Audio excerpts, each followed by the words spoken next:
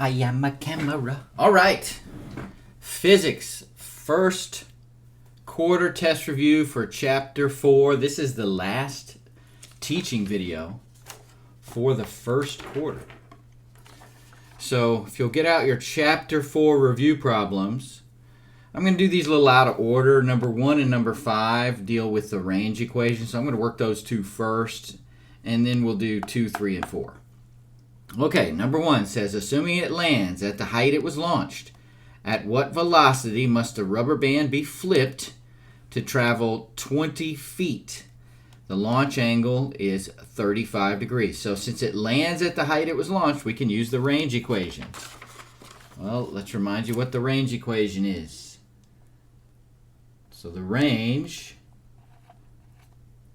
which of course is delta x sub x, is equal to the initial velocity squared times the sine of twice the launch angle, it's a terrible N, over the positive acceleration due to gravity. All right, so with number 1, we have, let's see, we want to know what velocity. So we want to solve for V naught. So I'm going to multiply both sides by g and then divide both sides by sine 2 theta. So V naught, and then I have to take the square root since it's squared. So it's the square root of delta x sub x times g over sine 2 theta.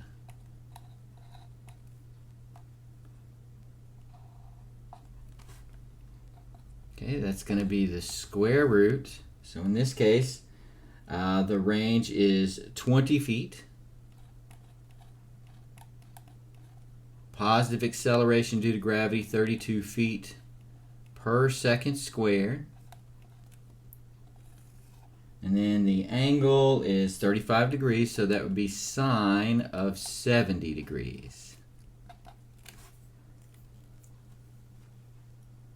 All right, well, let's just go ahead and do this together in our calculator. So I've got 20 times 32, I'll hit enter.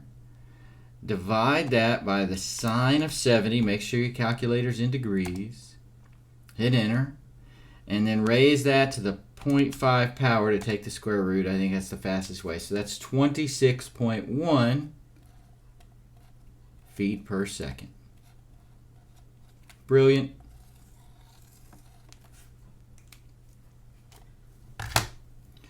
Okay, let's zip on down here and get number 5. So number 5 says, assuming it lands at the height it was launched, at what angle must a BB be shot to travel 1,000 meters? The initial velocity is 400 meters per second. All right, so this time we're going to manipulate the range equation, solving for sine of 2 theta.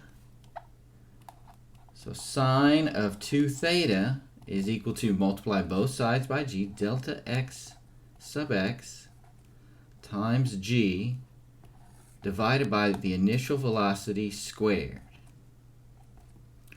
All right, delta x sub x in this case wants it to travel 1,000 meters. Gravity then would be 9.8.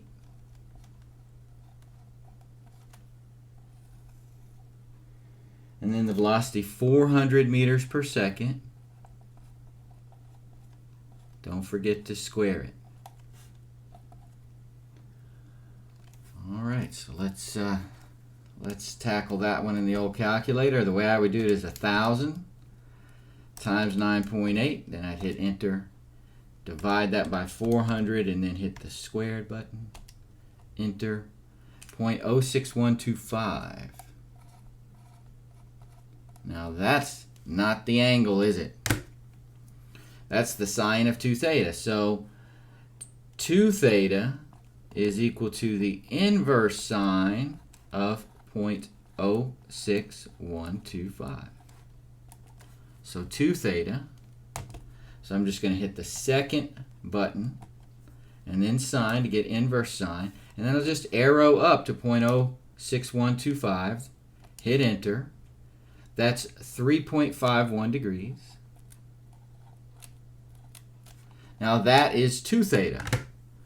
So theta is going to be 3.51 degrees divided by 2. So that is 1.76 degrees. So not much of an angle in order to get that thing to fly 1,000 meters, which is pretty dang far. Okay, so that's our 2 range equation problems. Now let's do one of the problems that's a lot like chapter 3, where we have to split into the x and y components.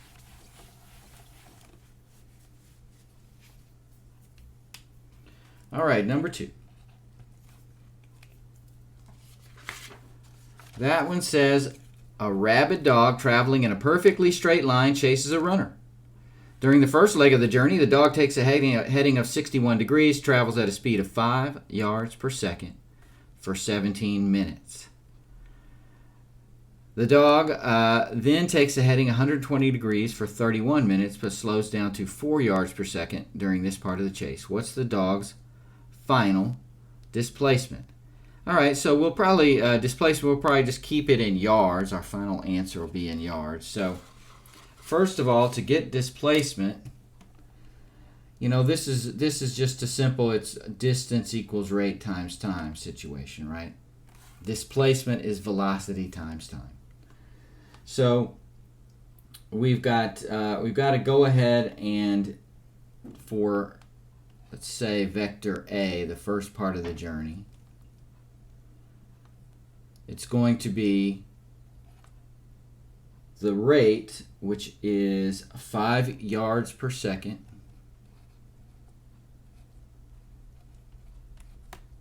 times the time, which is 17 minutes. So I need to get that into seconds. So 17 times 60 is 1,020 seconds.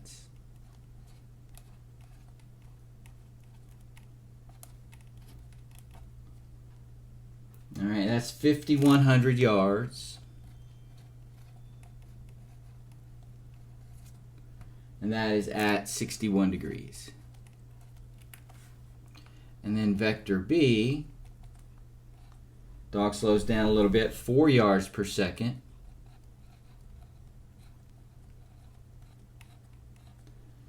And does that for 31 minutes. So 31 times 60 is 1,860 seconds.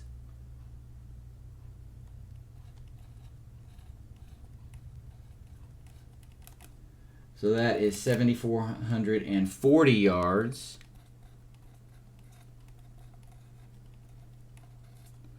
And it's at 120 degrees. So now it's just the same as chapter 3. We just had to do that one thing. Not a bad thing to go over again. You're going to hit this again in chapter 13.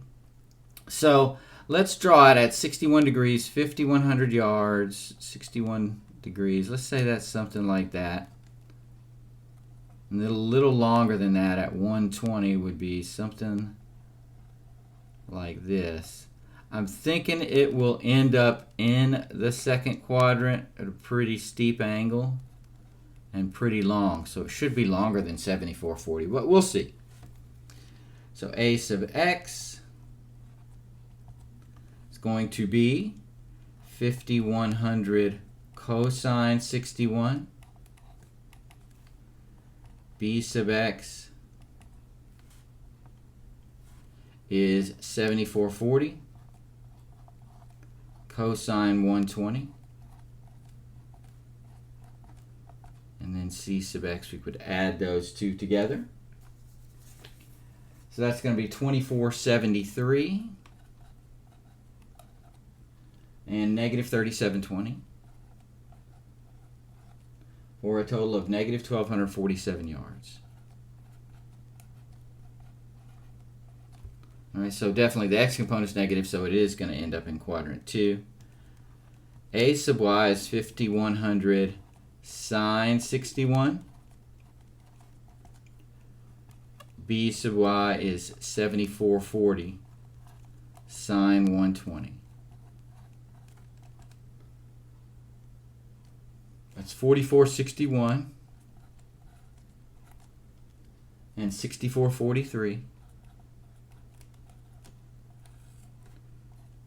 So c sub y is a total of 10,904 yards.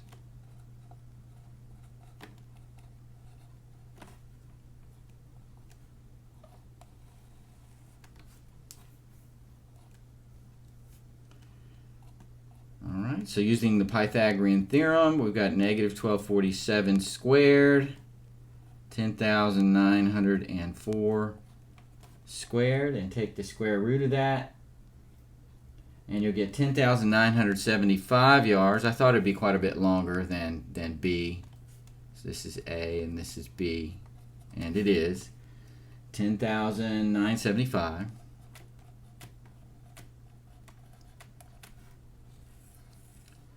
And then theta is inverse tangent of y over x. So 10,904 yards over negative 1247. And we're in quadrant 2. We're going to have to make an adjustment. So your calculator, you'll know you have to make the adjustment because your calculator will tell you negative 83.5 degrees. In quadrant 2, we add 180. Right, so that's 96.5 degrees. So my drawing was actually pretty good.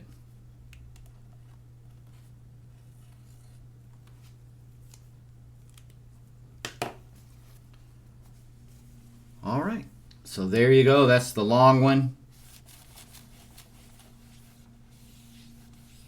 Long, but pretty easy. Just make sure your calculator's in degrees. All right, and then we'll do a couple of more of the Chapter 4 problems that involve splitting them into x and y components here. So number 3 is parabolic motion. A man donning a jetpack flies horizontally at a speed of 60 feet per second. The man makes a wish and drops a penny. If the jetpacker's altitude is 1,000 feet, how far will the penny have traveled horizontally when it hits the ground? All right, so you got the flight of the penny. It comes out at 0 degrees, and then boom, hits the ground here. So let's say this is the ground. This is the trajectory of the penny. All right, it's released at 0 degrees, and he's traveling at 60 feet per second. All right, and the altitude is 1,000 feet. And we want to know how far the penny travels horizontally. So that would be delta x sub x.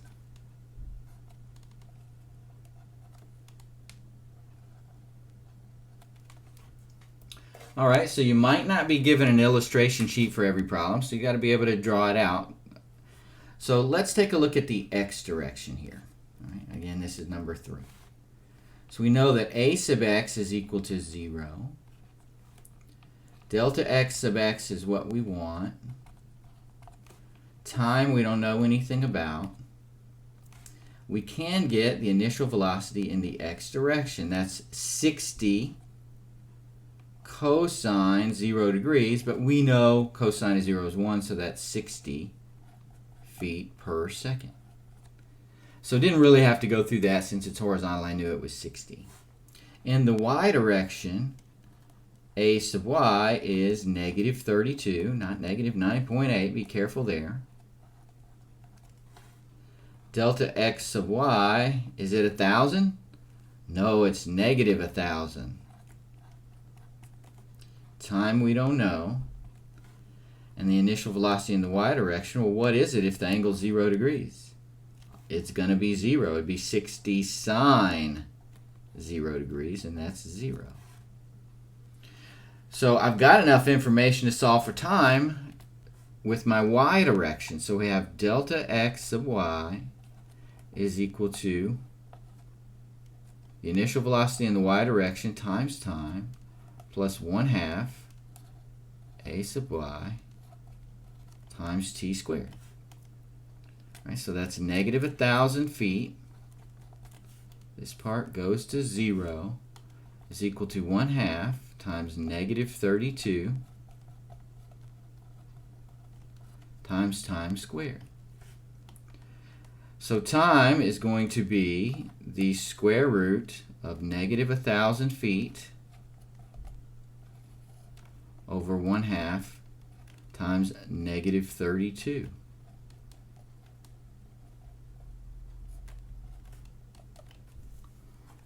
All right, so I won't even put the negative signs in. I know half times 32 is 16, so it's 1,000 divided by 16, right? And then take the square root of that. So that's 7.91. You could probably just say 7.9 since 7.905, but 7.91 seconds. So we've got that part. We'll plug it in right here, 7.91 seconds. All right, and then delta x sub x, what we're trying to get is the initial velocity in the x direction times time plus 1/2 a sub x times t squared. This whole part always goes away since the acceleration in the x direction is 0. So delta x sub x is equal to 60 times 7.91 seconds.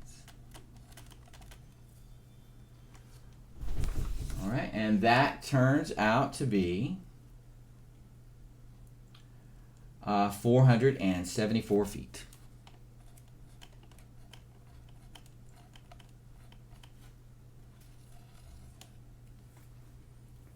All right, pretty cool that we can figure that out.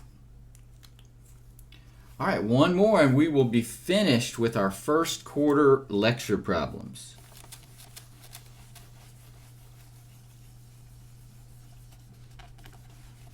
Kind of a milestone here we've achieved. Finishing up the first quarter. First quarter is usually my favorite quarter. Not totally tired of school yet. Or maybe you are. Who knows? All right, so let's take a look at number 4. It says an angry physics student tosses a pencil at a teacher, aiming for his retina. Student scores a direct hit. Assuming the pencil was released at a height of 3 feet and the teacher stands 20 feet away, and the initial velocity of the pencil was 40 feet per second at 20 degrees, what is the height of the teacher's retina? All right, this is a little bit of a violent problem, isn't it? I had a particular student in mind when I wrote this problem who didn't really like physics very much. So the situation we got here, so let's say we got a teacher. Right, and let's make him an armless teacher. And then a pencil is thrown. Boink. Right in the eyeball. All right.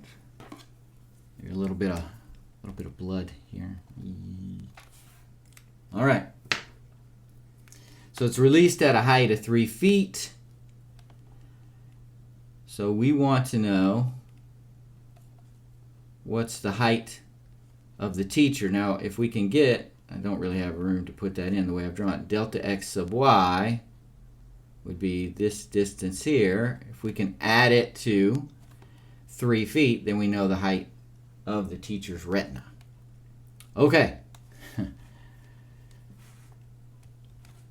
We know that the distance between the release and the teacher is 20 feet.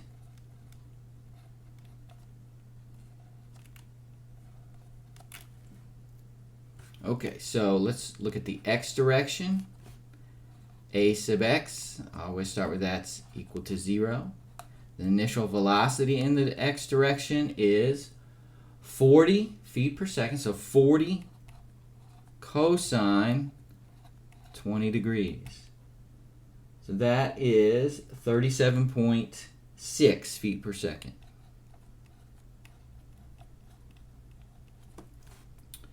All right, time we don't know. And then the delta x sub x, we know, that's 20 feet. So it looks like we're going to be working with the x direction here to get time. Okay, well, I'll do y over here. So a sub y, negative 32. Time we don't know. The initial velocity in the y direction we're going to have to calculate. That's 40 sine 20 degrees. It's going to be pretty small. 13.7 feet per second.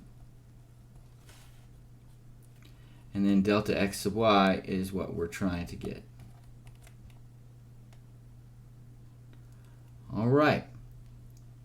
So let's try to get time here. So we know that delta x sub x is equal to vox times t plus 1/2 at squared. All of this goes to 0. Should have 20 feet is equal to 37.6 feet per second times time. So time is just going to be 20 over 37.6, right? So a pretty short time there, 0.53 seconds. So the teacher doesn't have much time to get out of the way. Okay, so now I can write that in, 0.53 seconds. Okay, so now we can get delta x sub y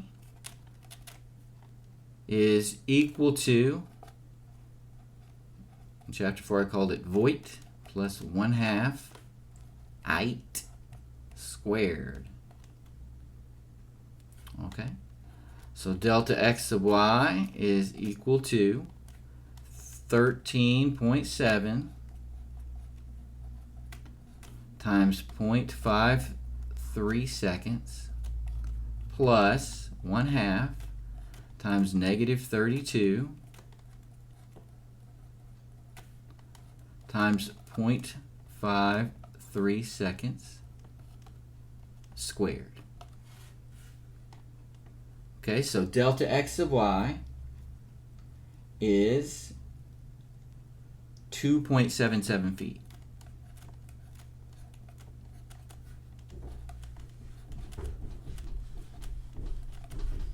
Okay, so the height of the teacher's retina is 3 feet, because it was 3 feet off the ground when it was released, plus 2.77 feet. So that's 5.77 feet. Seems reasonable. All right, it's a really good problem. So that is it for the first quarter test review. Good luck on the first quarter test. And then after that, we'll have a fall break and move on to chapter 5.